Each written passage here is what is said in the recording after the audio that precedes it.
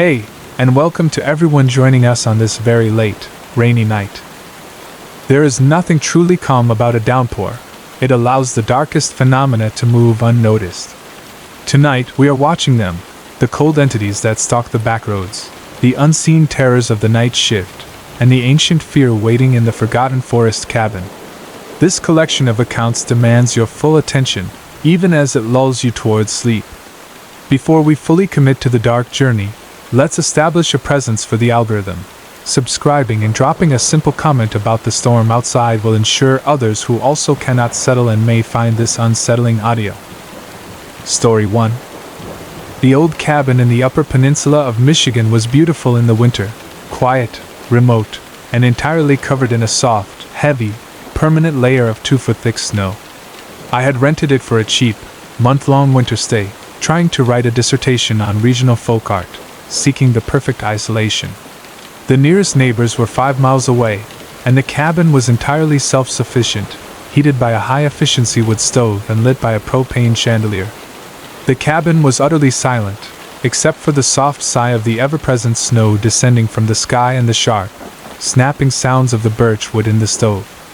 The quiet was exactly what I had wanted. The supernatural sound was not. The terror began innocently on a particularly cold, long night in early January. The wind was whipping snow sideways, battering the roof and windows.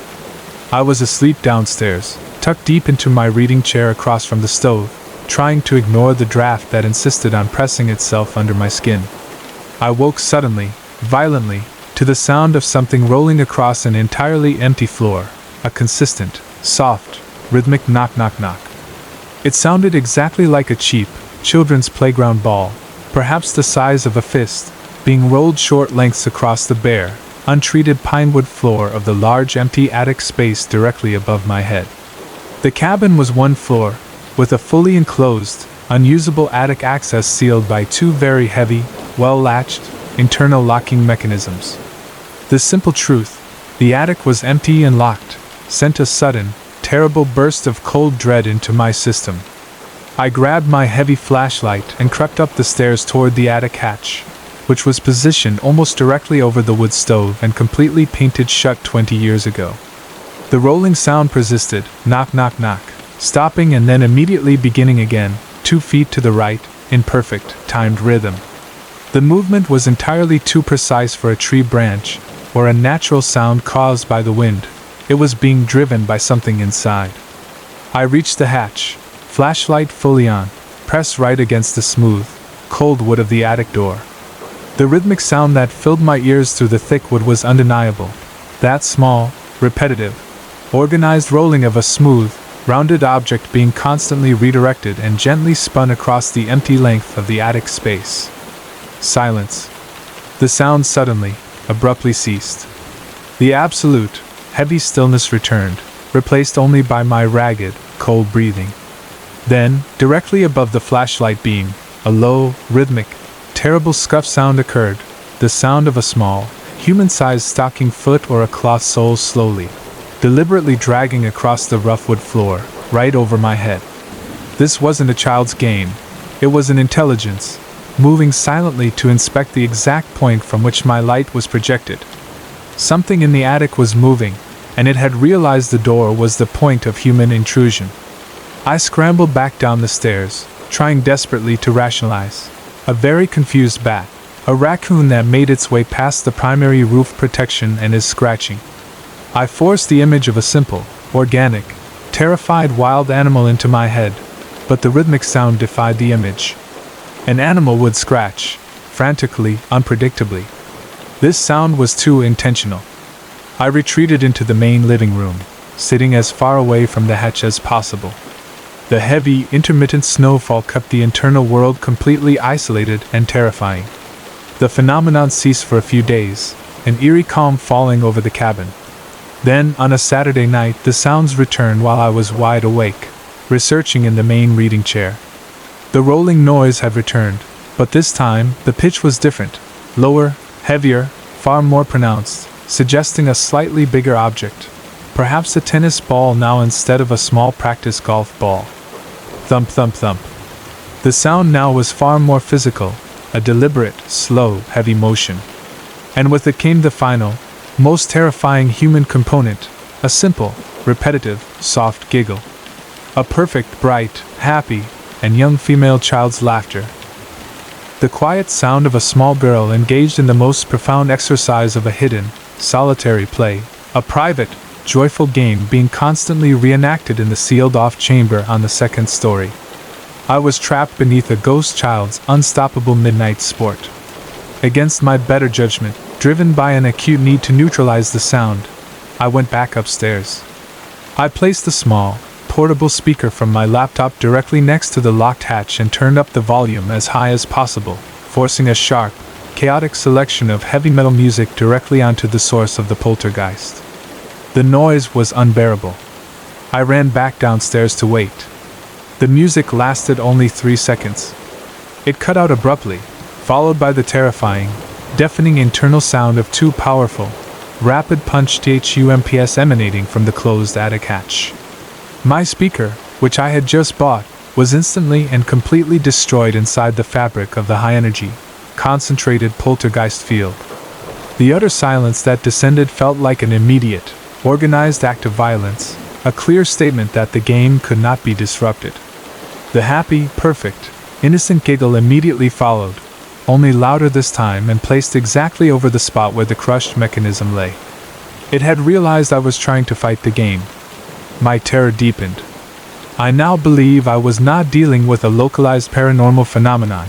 I had stumbled into an endless, self-contained pocket of intent dedicated to perpetually preserving a small, happy, dark moment within the boundaries of a cold, sealed structure, a dead child's unchanging playtime, forever sealed out of the cold, cruel world of reality. My body was the object, the silent, isolated witness. I lasted only one more night.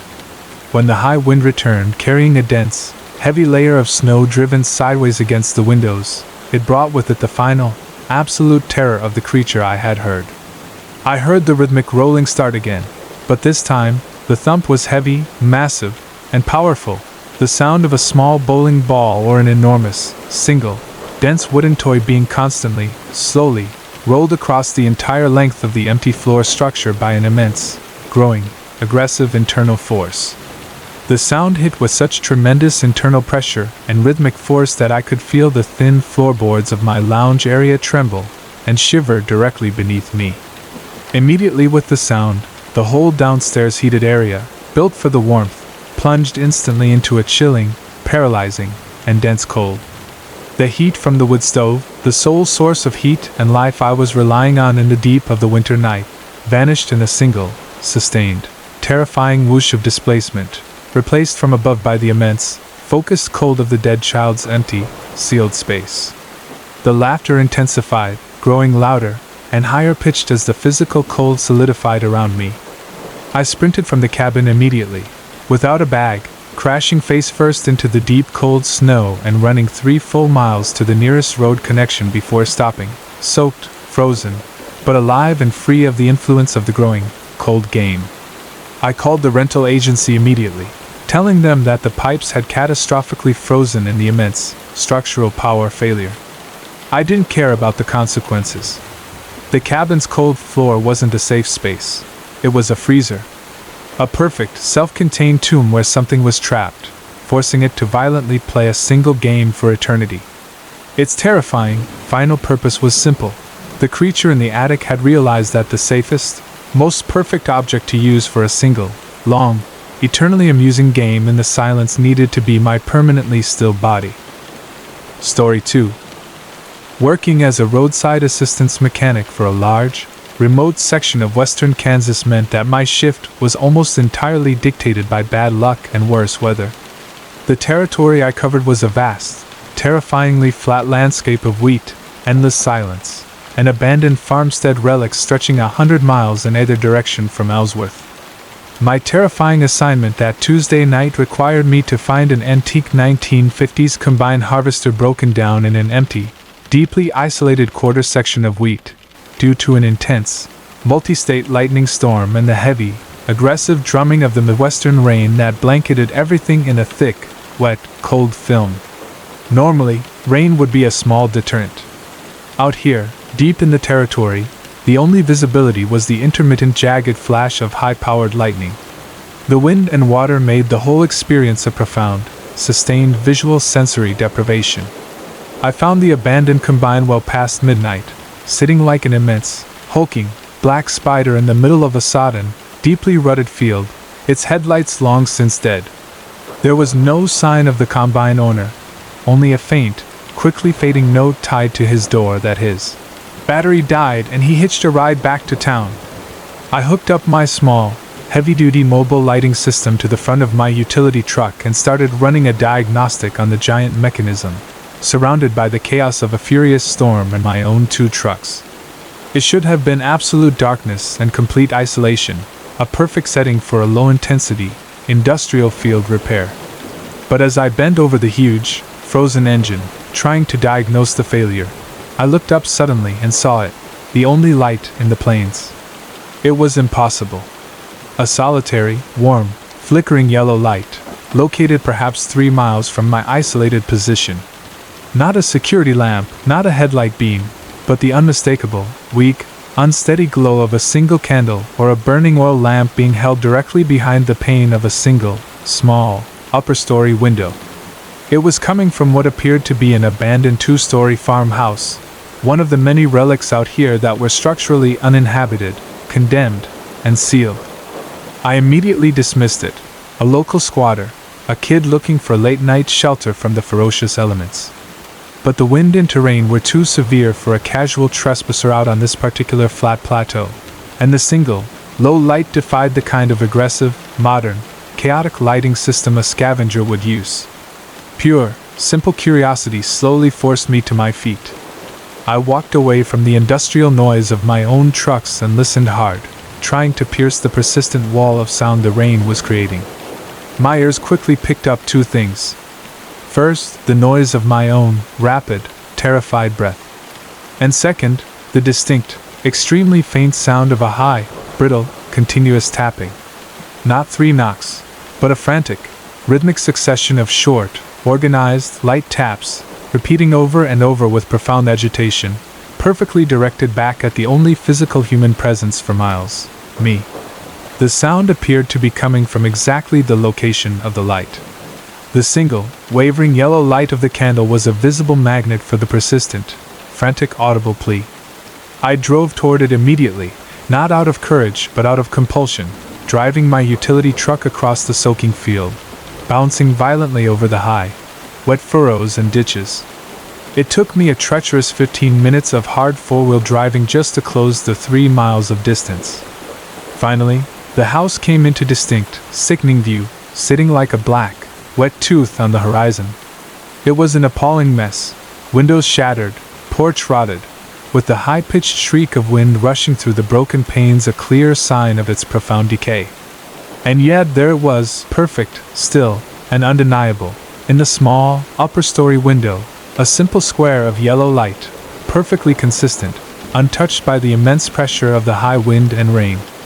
I parked my massive utility truck well back, facing the structure with its engine and lights off, the heavy rain washing over the entire field and the dead structure. I killed the headlights and sat breathing heavily for a full 5 minutes, listening in the sudden silence only broken by the furious storm for any noise that confirmed simple squatting. There was no internal sound, no engine, no movement, only the relentless tap-tap-tapping which now intensified, rising steeply in pitch, a desperate, rapid machine gun sound of someone hitting a single, empty point of wood to create sound. The pitch of the tapping gave way. Then, a single, agonizingly clear, human voice, male, high-pitched, desperate, strained by immense effort, reached me above the storm. The voice was repeating a simple word, but stretched out into an eternal vowel sound and inflection of profound, final agony. Help! My hands! The full sentence, accompanied by the desperate, rapid tapping sound, only solidified my terror. The figure in the window wasn't just trapped. It was physically being attacked and was attempting a final communication. I grabbed only my biggest, heaviest flashlight and ran headfirst into the brutal storm and mud-coated approach path to the abandoned farmhouse, adrenaline now completely overriding my paralyzing fear. I had to use my foot to force open the sagging, warped front door. The front hall was absolute blackness, but there was no sound of the tapping inside. It had localized, only speaking to me from the outside. I ascended the treacherous, collapsing second-story flight, using my heavy-duty high-output flashlight to pierce the heavy, permanent darkness of decay and dust. I was in a profound silence, only broken by the cracking sound of my own footsteps. I reached the single long hallway that led to the upper windows, my heart drumming painfully in my ears, the raw smell of old decay and burnt ozone assaulting my senses. At the end of the hall, there was the door, the small, single room facing the fields where I had initially seen the light. I slowly pushed it inward. The room was absolutely silent. The wooden floor was covered in a deep, thick layer of undisturbed brown dust from the decades of high wind and decomposition. There was no window light. There was no furniture. There was no one. Just a clean, perfect, unbroken sheet of decades-old spiders' webs and fine particulate decomposition. The light, the single, yellow, warm, human-made candle light, had not been in the room. It had been created by the intense burst of light and internal friction emanating from somewhere within the deepest cavity of the sill itself. I walked to the sill, shining my enormous white beam directly at the point where the light had radiated.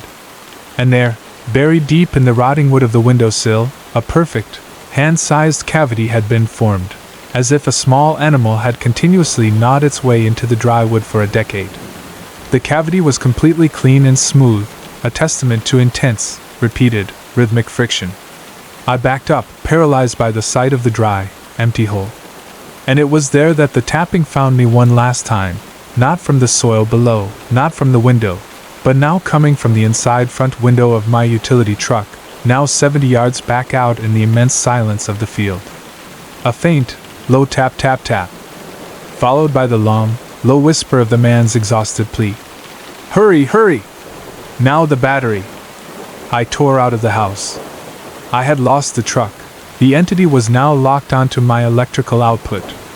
I ran 5 full desperate miles in the darkness of the persistent storm and the complete black of the unending plains, not looking back at the distant single, black, empty farmhouse on the high plateau. The light I had seen had never been a rescue warning. It was something feeding on battery power. A single, starved soul trapped inside the decaying wood of the sill, demanding the energy I had come to offer. I hitched the ride back to town late in the morning. I quit the mechanic post the next day, and I never returned to the flat, terrifying vacuum of the Midwestern plains. That small light I saw was not a single, isolated incident.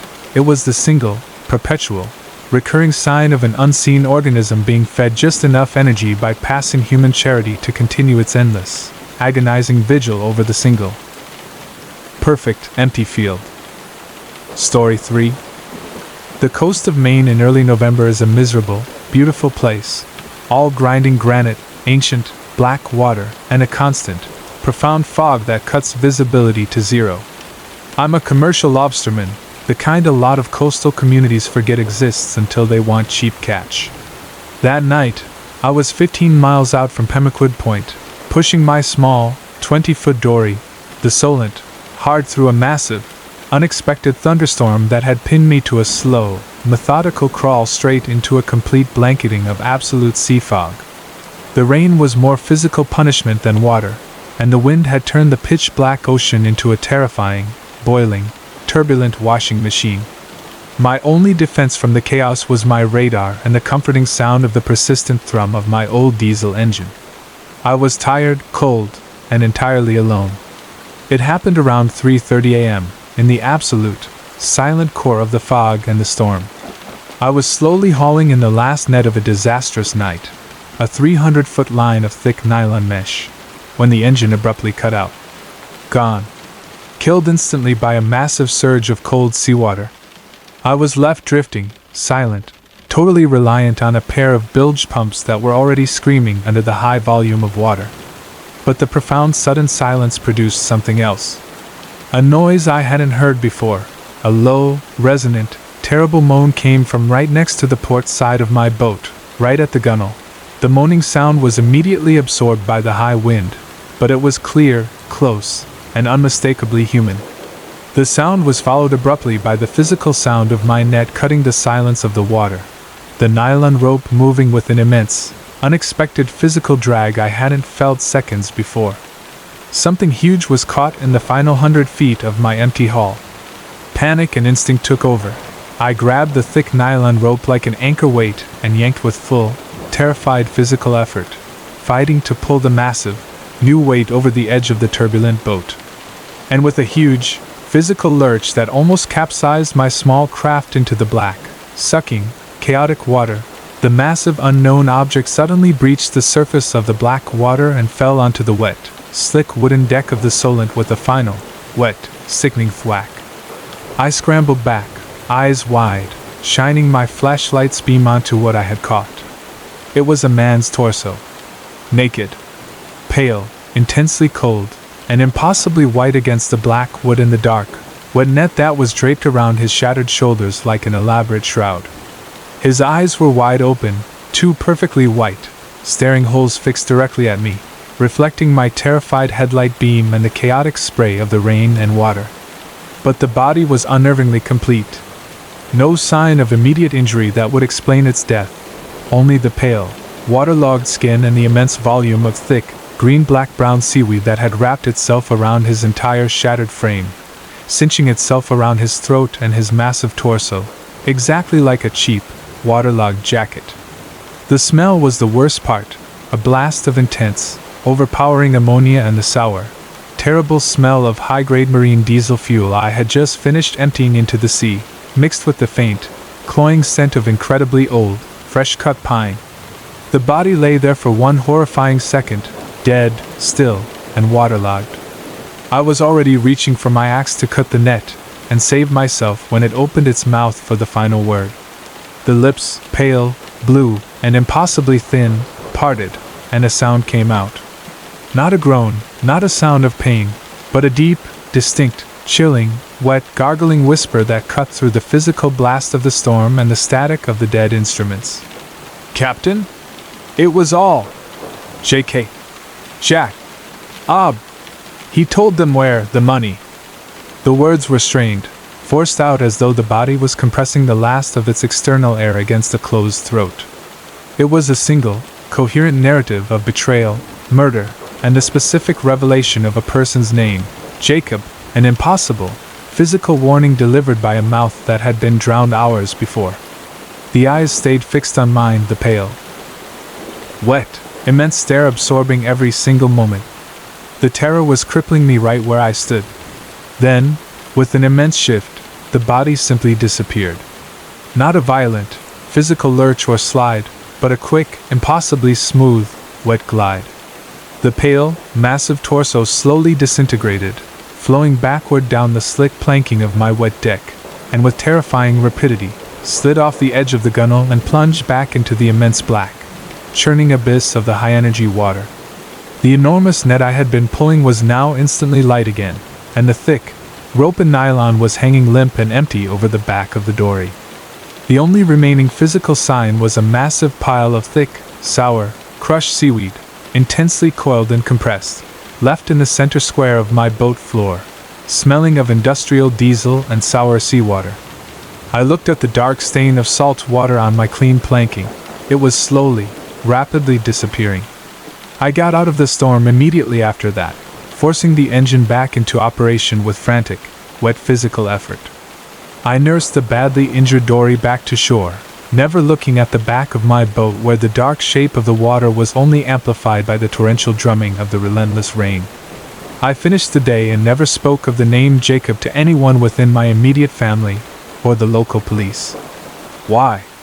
Because the name I had heard, Jacob, was the name of my silent, nondescript fishing partner, who ran a large boat 200 yards out from mine, and always came home exactly 3 hours after I docked.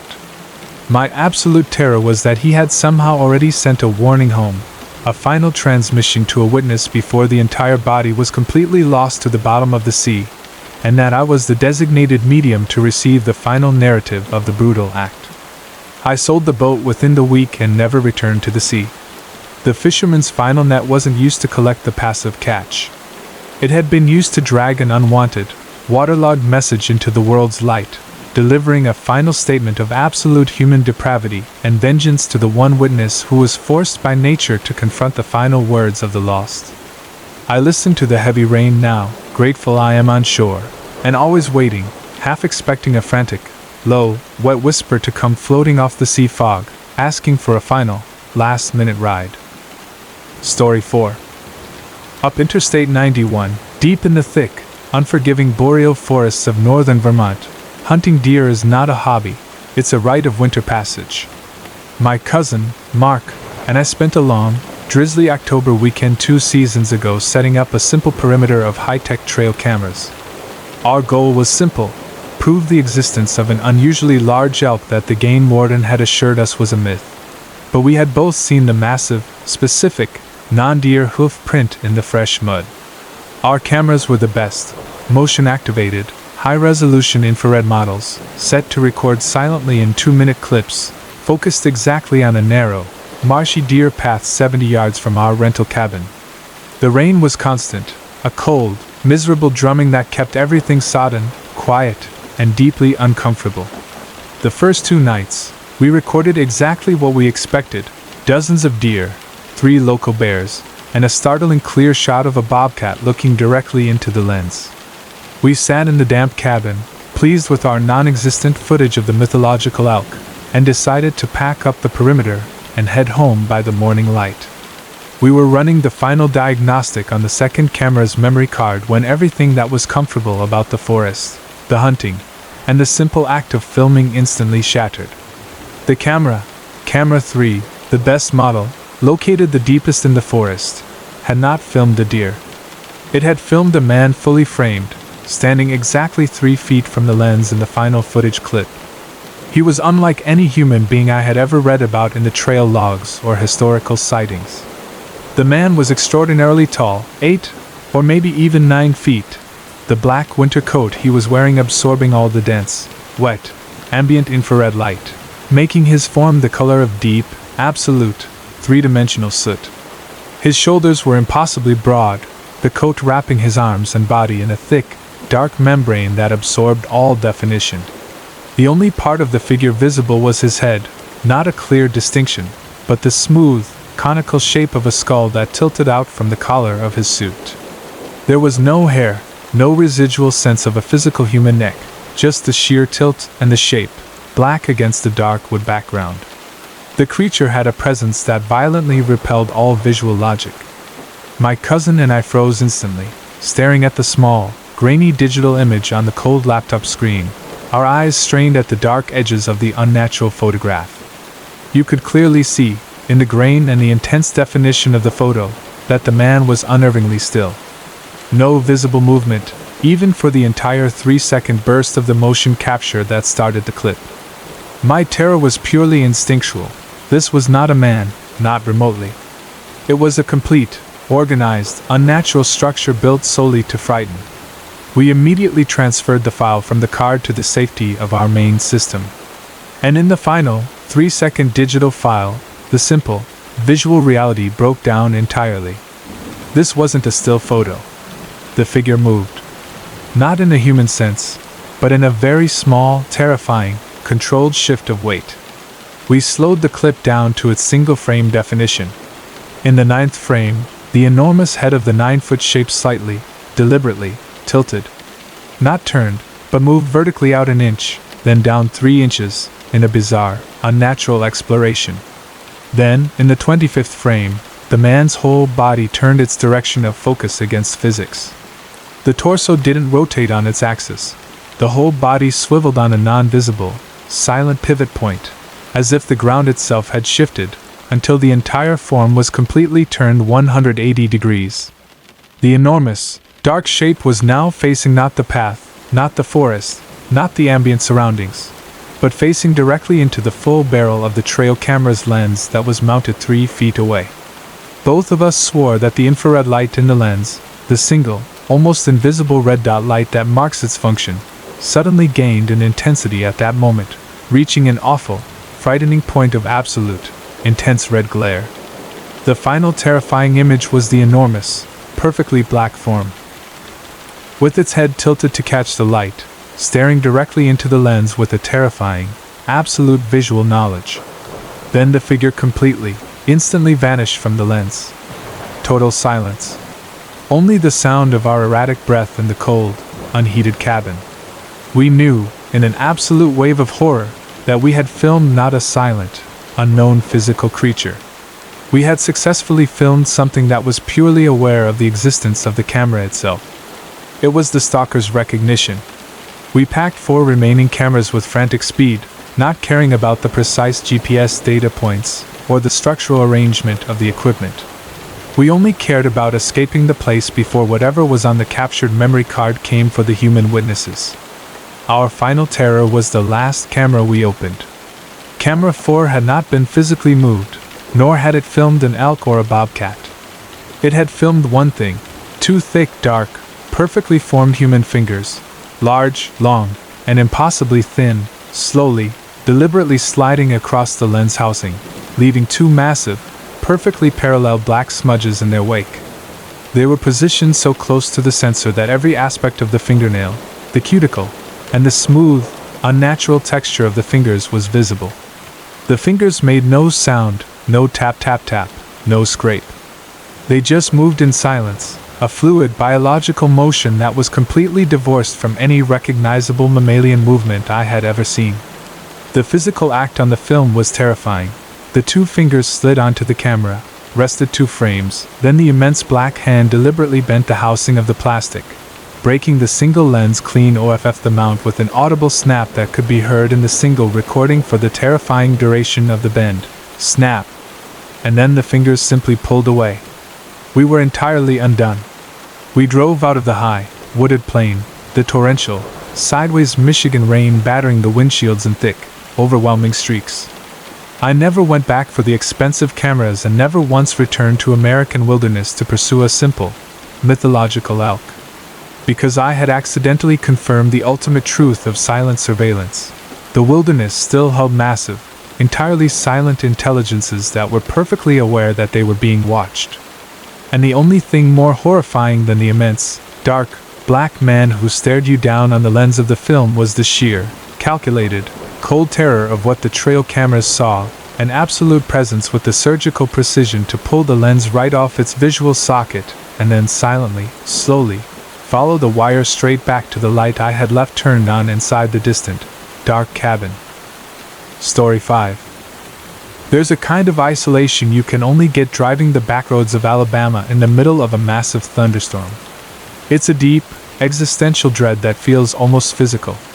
I was pushing hard to make it to New Orleans, running over budget on a tight, long-distance haul, when the storm finally hit its peak pressure just outside of Mobile. I simply couldn't see the road. My wipers had given up the fight. So, when I saw the single, defiant neon glow of the Blue Line Diner sign flashing in an otherwise perfect, blinding blackness, I pulled the massive truck off the highway, exhausted and profoundly relieved that my long night was over. The place was ancient, an all-chrome, late 1950s relic, with long, heavy wooden countertops and 3 perfect semicircle vinyl booths still covered in the original patterned teal vinyl. The interior air was thick, suffocatingly warm, and permeated with the overpowering, cloying smell of old coffee oil, ozone, and wet upholstery. I was alone. No cook, no customer, just the quiet, echoing hum of the refrigerated dessert case. I sat down in the corner, pulled my wet coat off, and leaned back, giving myself over to the quiet comfort of the isolation, only the heavy, rhythmic drumming of the constant rain outside breaking the pure, sweet silence. It's finally over, I thought. You look like you need a refill on that coffee, boy. The voice came from directly behind the high back of the booth I was sitting in, a sudden, deep, dry, and slow sound that made me jump fully out of my comfortable seat. Standing over me was an immaculate, impossibly old man, tall, thin, and draped in a perfect, entirely pressed clean white service apron, the kind a fast-order cook wore 70 years ago. His skin was pale, perfectly smooth, and utterly devoid of the wrinkles I would have expected. His face was unnerving. It conveyed a kind of profound, gentle, total calmness that exceeded anything authentically human. He carried an impeccably clean coffee pot. He wasn't the owner, surely. He felt more like an eternal caretaker of the quiet desperation in the vast plains of the southeast. "Been expecting you, son. Took you long enough to break your luck," he said, his lips barely moving as he poured the surprisingly fresh, hot black coffee deep into my cold ceramic cup. His eyes, the only things that moved, were unnaturally glossy, dark, and still, focused just to the left of my head, looking straight into the space behind my right ear. He introduced himself only as Silas. He didn't ask if I was okay, or where I was headed, or what I needed. But the second I confirmed my name, he began to speak, a long, rambling, perfectly articulated monologue built on an increasingly horrific narrative. He began describing how the diner had been built, but not with simple wood and cement, but on a massive bed of pine needles which held the water, and how every single one of his previous customers had made the single, fatal mistake in life that eventually brought them to the lonesome diner booth. He then shifted without effort or pause, his deep, soothing voice telling what sounded like a horrifying, first-hand account of a bizarre, methodical series of small-town murders and disappearances, a series of events he, the cook, had directly engineered. The description was clinically precise, how he used the massive food grinder for the final act, and the location of the discarded, processed meat scraps, buried in the nearby, permanently waterlogged field where a single sign still marks the original name of the township. Sloane. The entire time he was speaking, telling me his confession and his deepest, darkest secrets, he stood completely still, the coffee pot suspended motionless in his hand an inch above my cup, barely moving.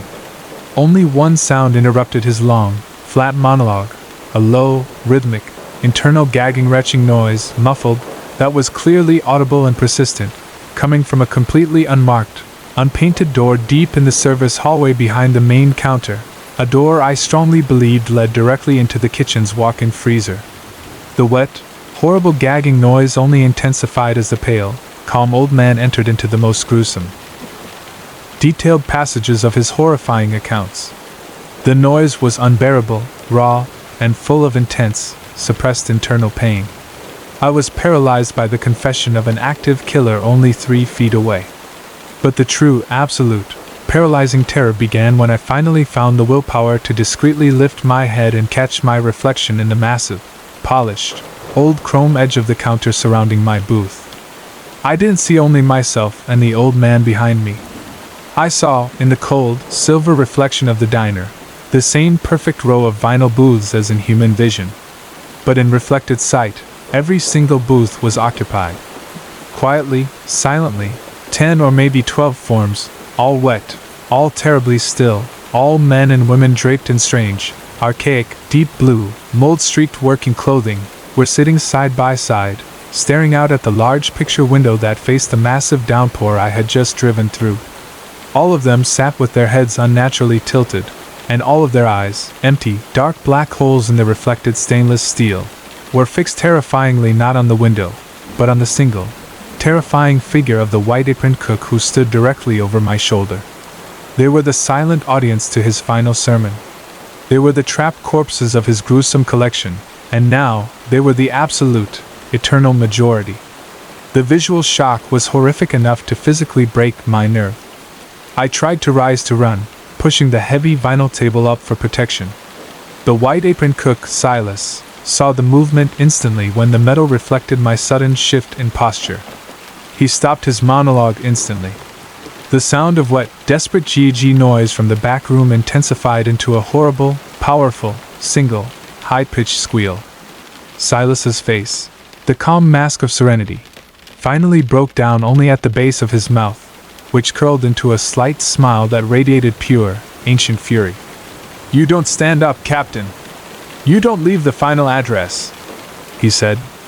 His voice dropped to a loud, terrifying, sustained buzz that rattled the salt shakers on my table, the raw sound emanating directly from the dry, pale, mummified lips. I didn't wait any longer.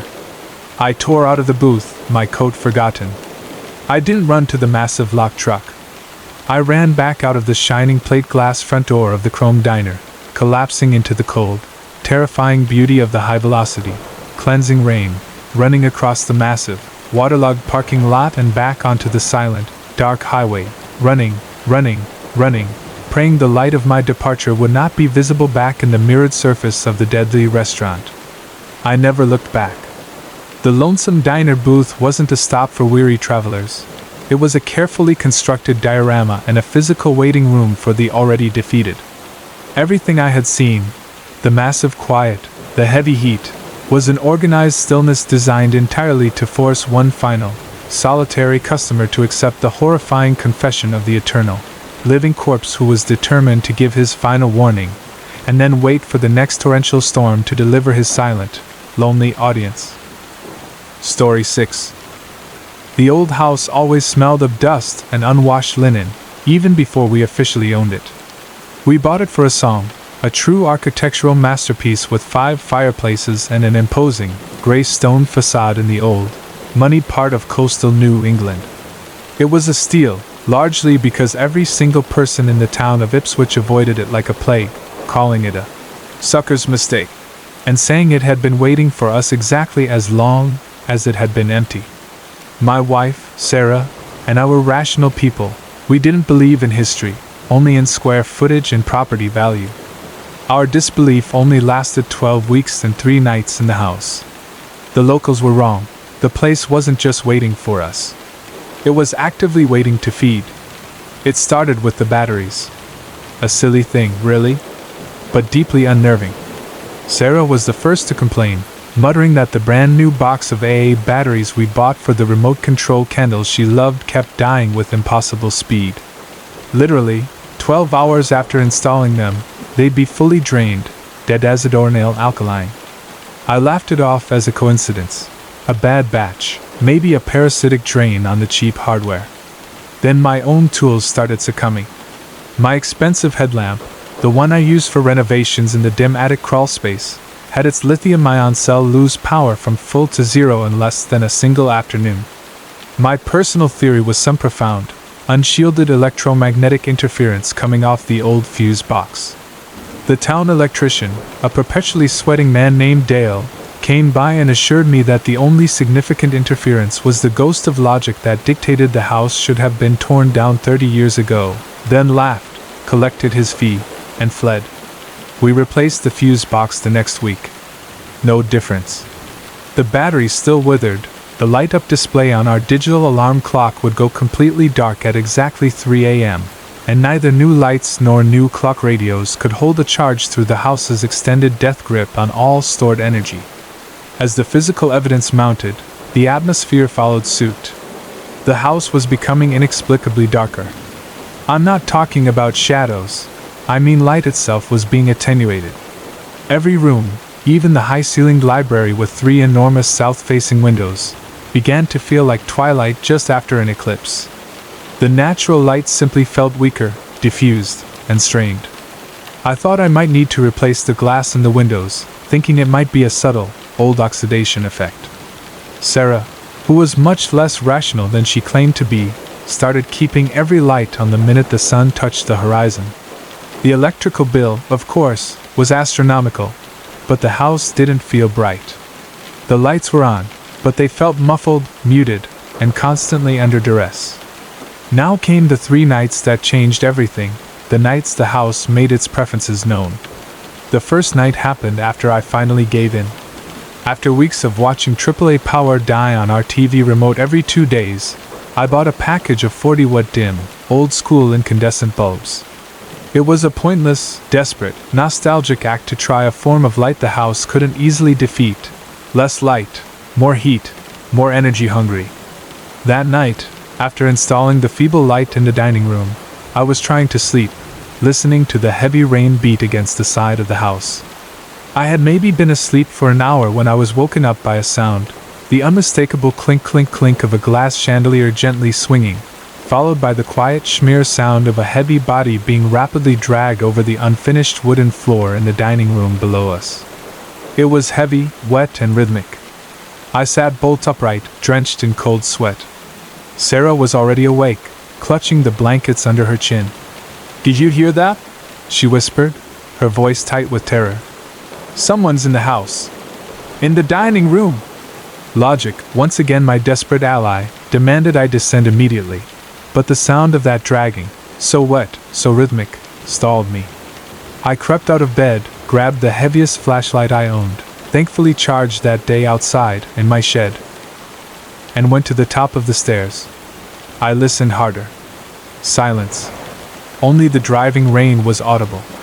I crept down the stairs, adrenaline singing in my veins. The dining room was empty. Furniture placed precisely where we had left it. Not a drop of water. Nothing disturbed.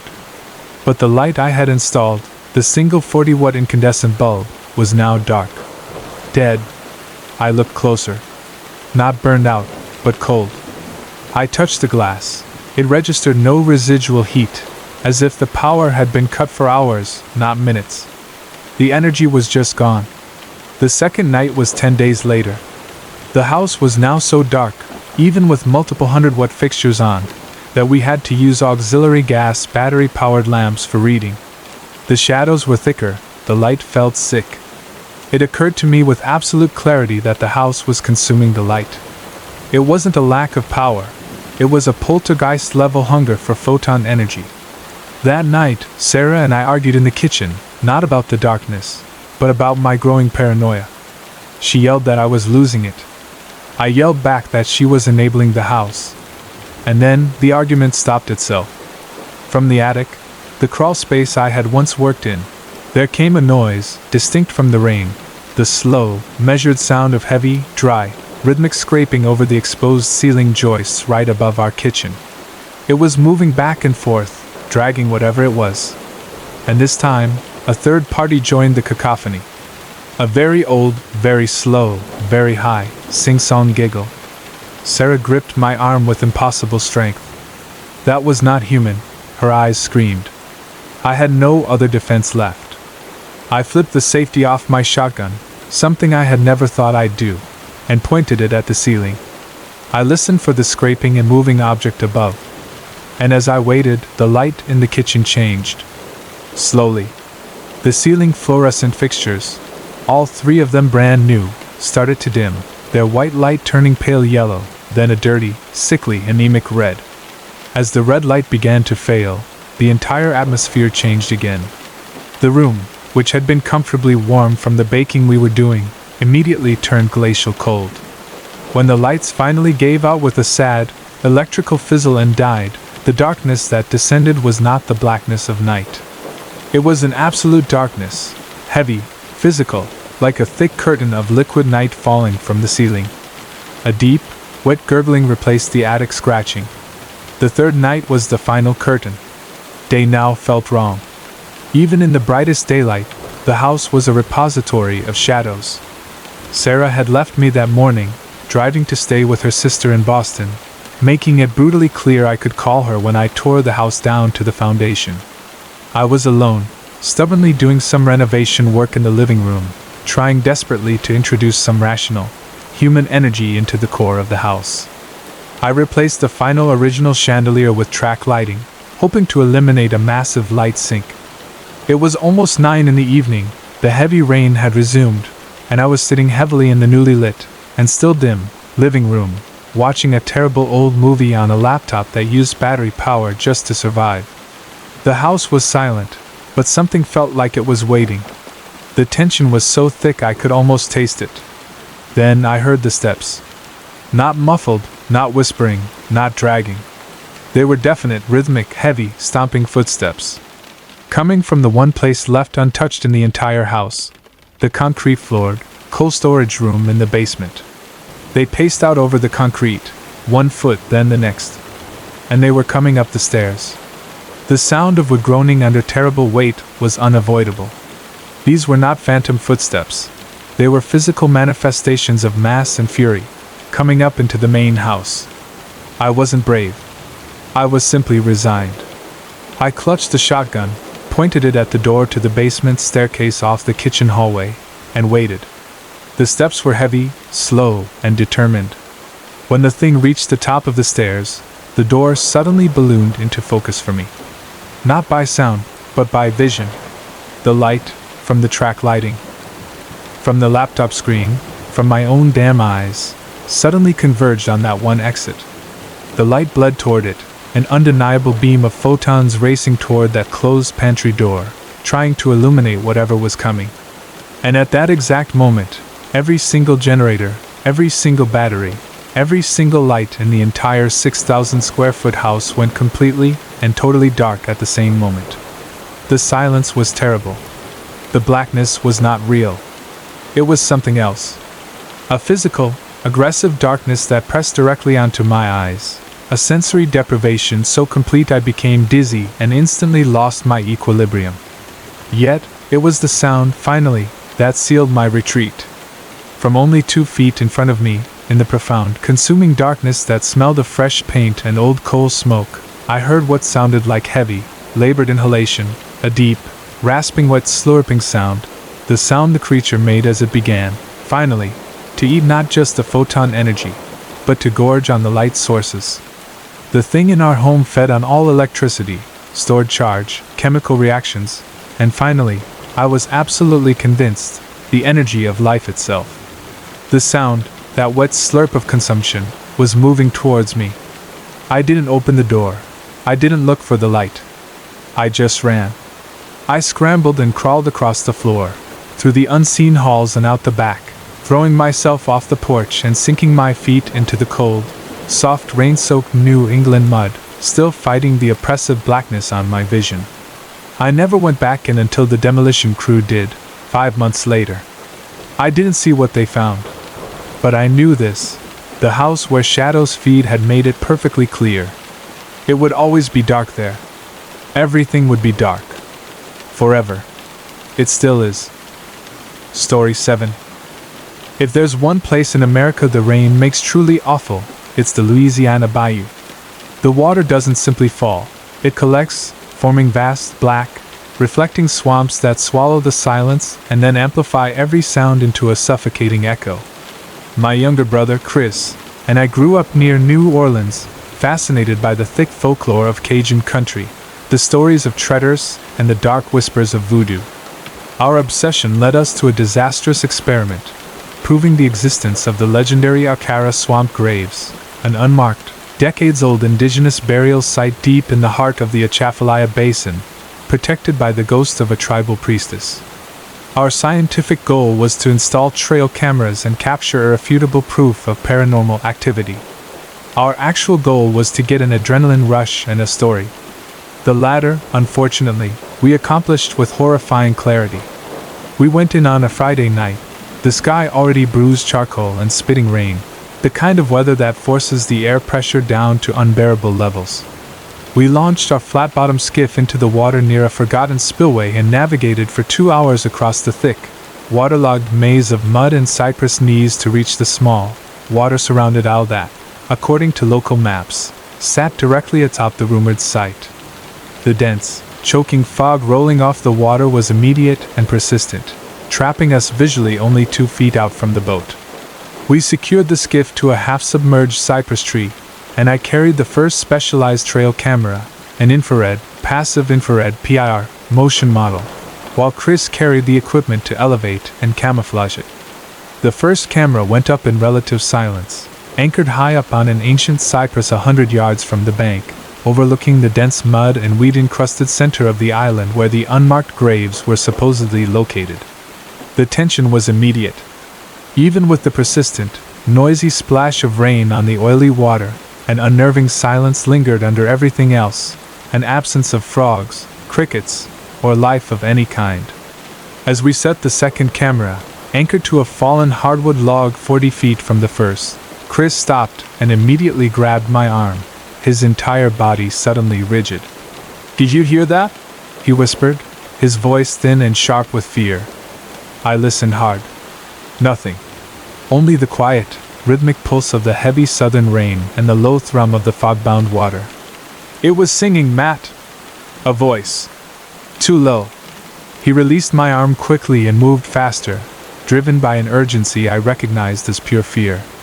We didn't exchange any more words. We finished securing the third camera, a sensitive time-lapse photography unit, to a thick knot of vegetation with a perfect view of the entire central site. and immediately retreated, racing away as the now torrential rain swallowed our return path whole. The next day, we managed to get a full recovery signal set up 50 yards from the main waterway, still far enough away to avoid disturbing the site further. We had installed a complex radio frequency remote retrieval system that could beam the internal video storage from the memory cards directly to our laptop screen inside the safety of the skiff. We had recorded exactly 6 hours of data, most of it being ambient shots of fog, rain, and empty, stagnant water. We were about to call it a failed experiment until Chris let out a single, sharp yell of complete terror, causing me to jump, spilling my lukewarm coffee right on the sensitive keyboard. The third time-lapse camera, the one with the best, most centered view of the site, suddenly woke up and started transmitting a clear, distinct video feed. The fog had completely lifted, and the image was crisp. What showed was beyond anything logical or comforting. In a clearing, precisely located in the middle of a tight, dense circle of cypress, there was a single, 3-foot-tall mound of churned-up earth, clearly revealing the ancient, waterlogged top of a large pine coffin, a burial mound we hadn't noticed the night before. Immediately in front of this exposed coffin, silhouetted against the weak, early morning light, stood a figure. A woman. Tall. Unnervingly thin, wearing a long, simple, black shapeless dress, the kind of clothing women from the region wore a full century ago, and on her head, a traditional, deep black priestess's wrap. The woman was absolutely still. But her hand, her long, pale, slender arm, was doing something terrifying.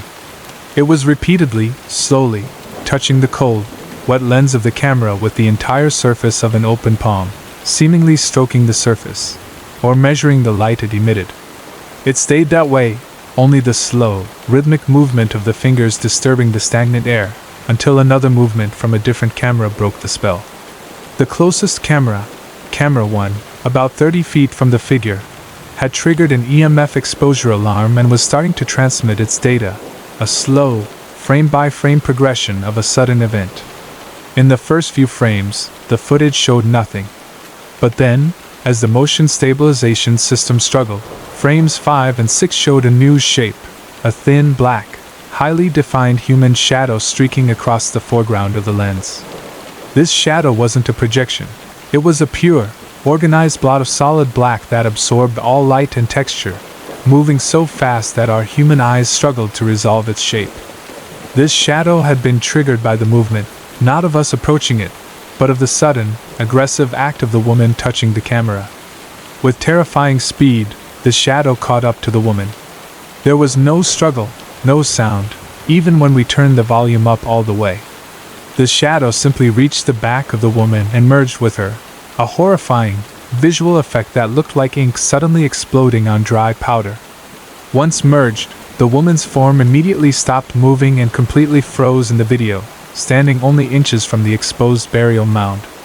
The only remaining detail, her head was turned, with a final, deliberate movement, until she was looking directly at the angle where our skiff would have been docked the night before, a massive, unsmiling, clear expression of absolute, unassailable vigilance on her face.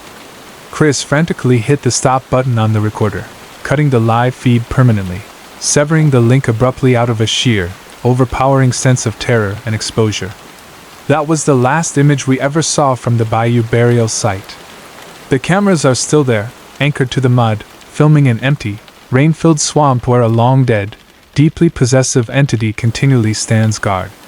We only went back to retrieve the skiff early on Monday morning, never taking a single step on the bank of that small island ever again. We didn't bother checking the final state of the cameras. We knew that the only thing contained in the last 2 minutes of their recorded lifetime was the exact, final, clear and focused image of her terrifying, silent face. The curse wasn't on the unholy act of taking the camera footage. It was on the living, breathing human observer who had dared to view her ancient, sacred work in the dark. Story 8. Working remote tech support for a massive financial institution meant I spent most of my time alone, sealed into my basement duplex in suburban Kansas City, talking into a cheap fiber optic network. My entire existence revolved around the digital silence that precedes the connection. The job was lonely, repetitive, and often stretched past 3 a.m., especially when a wide, wet Midwest storm settled in, shorting out the local cable infrastructure and forcing a mass influx of irritated callers. The only comfort was the quiet, rhythmic drumming of an immense volume of rain on the metal ventilation grill right outside my control area, a sound designed explicitly to mute the chaos of the financial world outside the door. The problem wasn't the silence, it was what I kept hearing under it.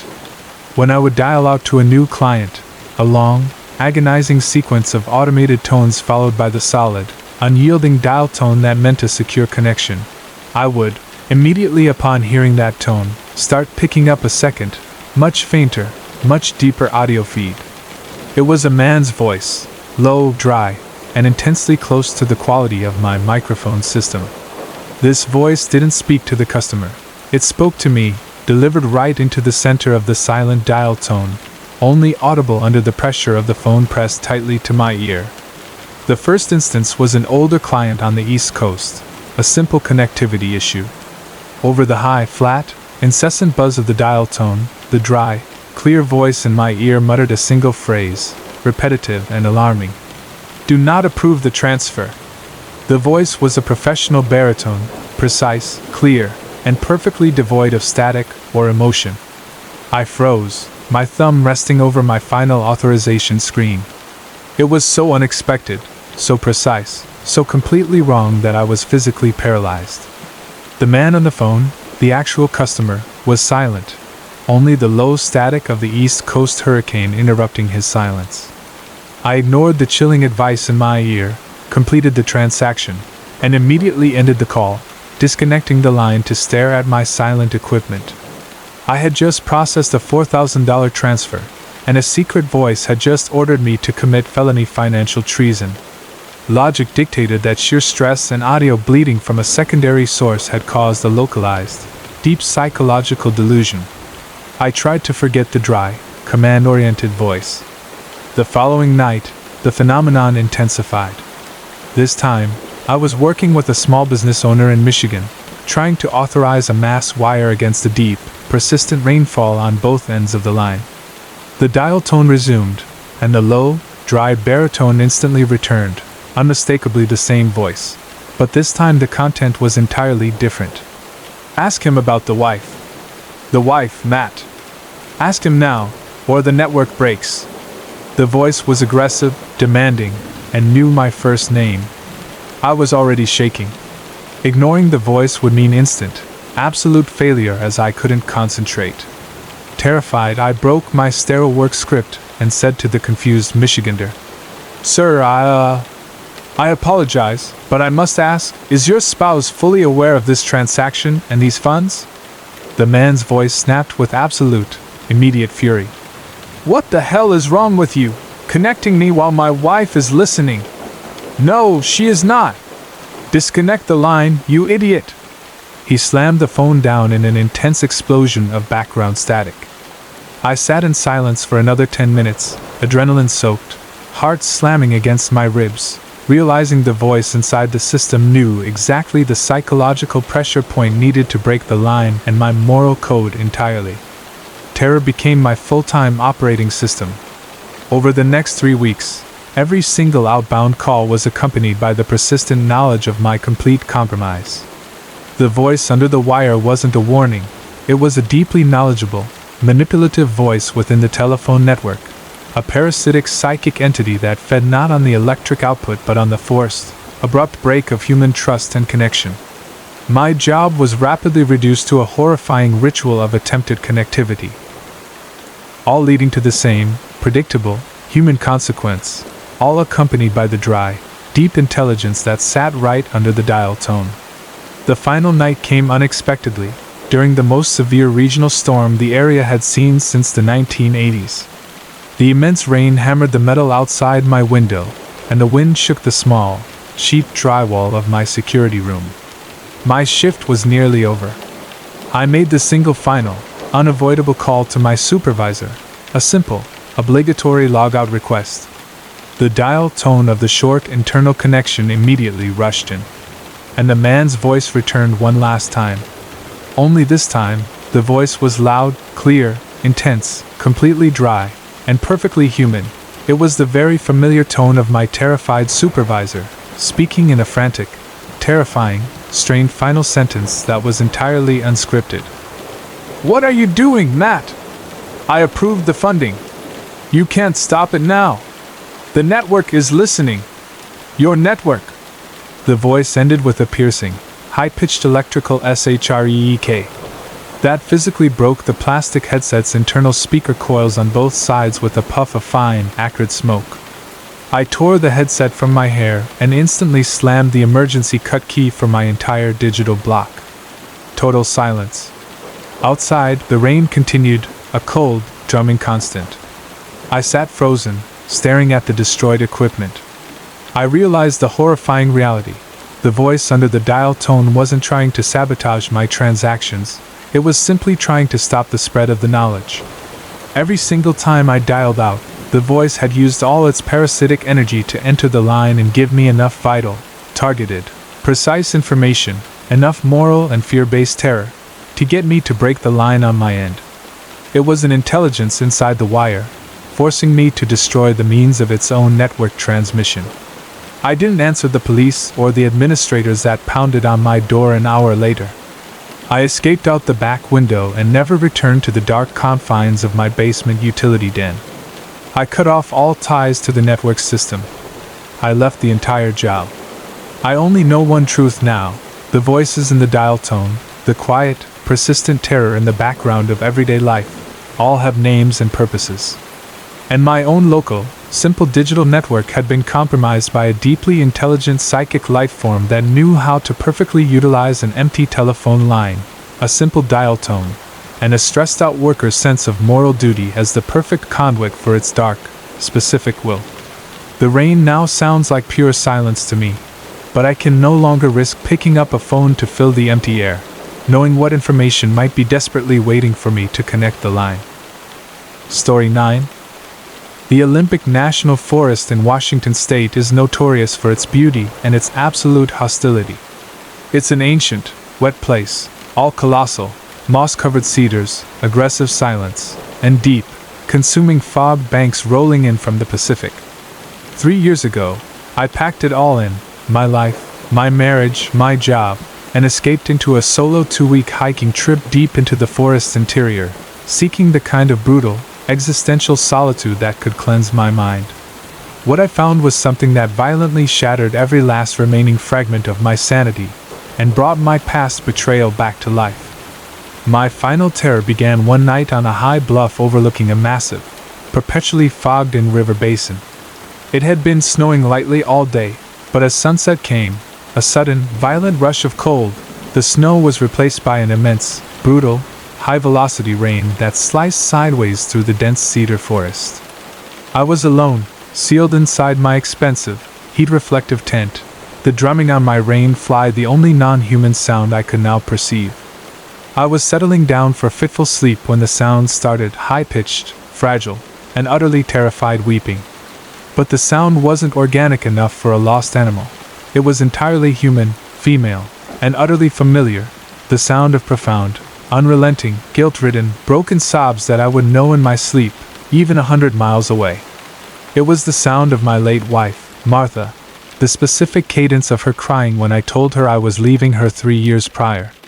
Martha, who had committed suicide in this very state 2 years later after our messy divorce, was now weeping right outside my tent door. I was paralyzed by the psychological trauma. My first thought was a complete, physical, emotional collapse into cold dread. But my logic warred with terror. Martha is dead.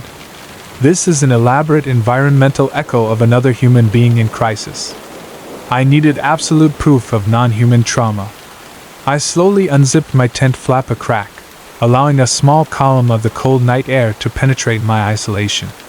My high-power headlamp immediately cut through the dark, focusing on the 5 feet of mud and granite slab directly in front of the tent. No one. No sign of human presence, no movement, no sound other than the sobbing I had just heard. Then the weeping and frantic sound ended. Total, agonizing silence. And I saw him. A figure appeared instantly in my periphery, standing at the base of the bluff 60 feet directly from my front flap, where the ground descended into the thick, dark river basin. The man was staring at me, tall, thin, entirely obscured by a cheap gray plastic poncho, his body intensely still, illuminated by the diffuse light of my own headlamp. His posture, the exact slight downward curve of his shoulders, the precise way his left hand held a thin, simple stick, and the profound, absolute depth of his gaze, the stare itself seemed to physically pull the cold through the fabric of my tent, sent a sudden surge of familiar terror through me so precise that I realized I was staring at a perfect, life-size photograph of myself. This man, this figure, was a perfect, high-resolution doppelganger of my own body, exactly matched for height, clothing, and posture. I knew with absolute clarity what I was confronting, a physical manifestation of a psychological demon, an extreme case of bilocation. And the creature had an immense, simple purpose, to bring me back to the single place and sound I had worked so hard to escape. But I couldn't move. The terror of looking into my own, dead, silent eyes was crippling. Slowly, carefully, my doppelganger at the base of the slope lifted his right hand. The silent movement produced the final, worst truth. In his hand, he was holding a very thick, old-style, black tape recorder with its red light fully on. The machine was broadcasting the sounds of my dead wife's weeping into the vast silence of the mountain air. That small, final piece of industrial technology, which he held up to his face, was the final transmission medium. He was here to play the horrific sound back to me for personal, psychological torment. And at that exact silent moment, the doppelganger, which had been perfectly still and silent, begins to move towards me. Not running, not shuffling. It begins to lurch. A slow, impossibly painful, physically impossible jerk movement, a sudden, rapid, high-intensity lunge every 2 seconds that violently throws its posture out of line and then forces it back onto an unnatural, rigid axis. The sound of this slow, terrible, mechanized walking, completely divorced from his human shape, was silent. Only the final, continuous projection of my wife's sobbing voice filling the air. The lurching continued its high-intensity motion, covering 40 feet of distance in only 10 seconds. He was coming for me, closing the physical distance rapidly. My terror broke. I threw open the main tent zip, scrambling out onto the wet ground and rolling. I didn't reach for my shotgun. I frantically reached down, grabbed the heaviest thing I could find, a massive, solid, water-slick slab of rain-drenched granite, and threw it with full, absolute, terrified power directly at the lurching figure now crossing the final 20 feet to my position. The massive rock, heavy as an anchor, struck the figure perfectly on the torso. The figure did not flinch, did not move, did not stop its forward momentum. It did not even drop the tape recorder broadcasting the sobbing. The granite slab, hitting the pure, massive blackness of his coat, passed completely through him, striking the solid dirt behind the figure with a massive crack of noise and energy. The sound faded, and the terrifying doppelganger was immediately silent again, standing perfectly still, exactly at the boundary of my tent, only 6 feet from the open door, the tape recorder now positioned at his exact throat, looking directly and terrifyingly into my face. And here, only 6 feet away, I heard the final communication from the creature, a single, short, strained word, an exhausted, wet, bubbling gasp that emerged not from the physical corpse's throat, but flowed out of the open spool slot of the tape machine itself. MRTHA. The sound, and the sobbing, immediately dissolved, collapsing into the pervasive silence of the storm. The terrible human intelligence was satisfied. I fled into the deepest part of the night, running headfirst for the first fire road and not stopping until I could no longer hear the sound of the continuous rain. I left the expensive gear, the tent, and the final piece of the terror right there on the platform for him to continue his macabre work. My terror was finalized 2 weeks later when I submitted my report on Deepwood's doppelganger to a quiet, bewildered detective in Astoria, who just wanted to confirm the death. The detective ended his call with a simple, chilling, detached question. "Sir, are you aware that Martha left a very small, cheap, damaged tape recorder in her hand when she died?" We could never figure out what was on it. I live in a high-rise now, surrounded by light, noise, and heat. My fear is permanent, that the ultimate psychological torture is when the thing that kills you has no physical form, only the ultimate power to force your worst betrayal back to life. I will never look in a dark storefront window again without checking to see if the black shape of my past self is standing perfectly still beside me, staring at the camera, waiting for my moment to be truly alone. Story 10. Working the graveyard shift at the Interstate Travel Plaza in rural Washington state meant I was paid exclusively to watch the rain fall on a perpetually empty stretch of wet concrete. Most of the business happened between 10 p.m. and 4 a.m., run by a skeleton crew. My job started inside, scanning the lot cameras, running tow reports, and logging the inevitable long-distance trucker who was lost on US 97. We were the only structure for 50 miles in either direction. The cold wind blowing off the mountains and the constant, hard, drumming rain made the place the most isolated stop on the entire I-97 corridor. The initial terror was small, physical, and highly localized. Every time the single-unit gas pump at the very end of the massive forecourt cycled on, drawing up either diesel or unleaded gasoline, I would immediately feel a massive, deep pulse of overwhelming cold rush toward me inside my small, poorly insulated security booth. The Pump 8, situated 200 feet from my door, was used by no one. Yet, it was the only thing on the massive forecourt that gave off a constant signal of heat loss. The definitive proof of life happened on the third Tuesday in October. I was watching the external camera feeds on a grainy, distorted screen, mesmerized by the intense, silvery shine of the rain being driven sideways by the wind. At 3:17 a.m., Pump 8's screen, which usually displayed a cold, blank 0.00, suddenly roared into life. The LCD digits began blinking frantically, counting upward at an impossibly high speed, consuming gasoline that physically wasn't being poured. The pump was running full tilt, consuming product, yet there was no card swipe, no human figure, no hose being pulled. But the screen now displayed a specific figure. The internal mechanism registered the intake of 120.5 gallons, an insane consumption designed only for the massive tank of an industrial cement truck, a vehicle far too immense and heavy to be simply not registered on my security grid. I instinctively grabbed the phone to call the power grid supervisor, thinking I had an immense structural leak that needed immediate shutdown. I turned my attention back to the monitor feed that showed Pump 8. And I saw it. Directly in front of the nozzle, where a car's gas tank would normally sit, a huge, perfect, three-dimensional blot of absolute blackness floated. It was dense, thick, and perfectly stationary. Not a shadow, but a visible three-dimensional hole in the visual plane, absorbing all available light, including the high-intensity overhead security light directly above the object, creating a small, localized vortex of oppressive darkness right in the center of an aggressively lit forecourt. The blob of concentrated shadow was the single, massive, invisible fuel tank needed to hold the consumed product. I stumbled out of the booth, running headfirst into the cold, sharp rain, fighting past the wind to get right into the center of the terror.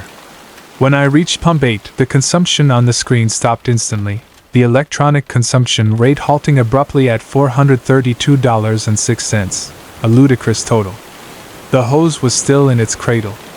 Everything was silent, static, and soaked. The black blot, the energy signature of the creature, was gone entirely. But the deep, paralyzing cold that had been radiating from the pump housing was immense, hitting my cheekbone like freezing water. I reached out and put my open palm on the side of the metal pump unit. It was absolutely cold, not ambient cold, but freezing cold, a surface temperature that physically removed all the warmth from my fingers in a single, sustained pull. The creature, the gas pump entity, had completed its cycle of consumption and had transferred the intense physical cold of its process entirely into the one structural object it had interacted with. But my final terror was what I saw when I turned to run back toward the safety of the booth. Right on the center of the massive, wide plate glass security window of my booth, perfectly pressed, perfectly clear, and already halfway frozen by immense, rapid, contact cold, was a massive handprint. Not the smear of water, but a clearly defined, enormous, thick-fingered black handprint. A visible outline of condensed, black oil sludge oozing slowly down the clean, cold contact surface of the glass. The handprint was massive, almost twice the size of my own, intensely black at its edges, and already leaving small, oily, wet drips. Its surface was slowly cooling the center of the massive window, frosting the glass so rapidly and so intensely that a perfect half-foot diameter of hard ice quickly solidified around the shape of the terrifying contact. The creature was not afraid of getting close. The sheer energy expenditure, the fuel consumption, was needed only to allow it a single, terrible, physical, final touch. I screamed and fled back inside, scrambling into a supply closet and slamming the door hard, refusing to turn on the interior lights and draw attention to myself. I waited an hour in absolute blackness, my entire existence now dominated by the one physical object, the immense, oily handprint, permanently affixed to the glass of my control center. I quit the job immediately. I left the entire Washington state far behind me. I don't care now what I hear on a rainy night. I can rationalize sound, cold, or movement with fatigue. But that immense, cold, oily handprint burned into the center of my control window left its permanent, final, frightening message. The entity didn't need to steal the fuel in a physical sense. It had simply created a physical storage space for its absolute, all-consuming cold by draining every last ounce of chemical energy the pump had to offer.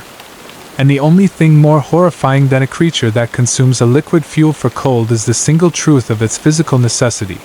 The gas pump entity had risked its existence against the light and rain to reach out and simply know that a human witness was there.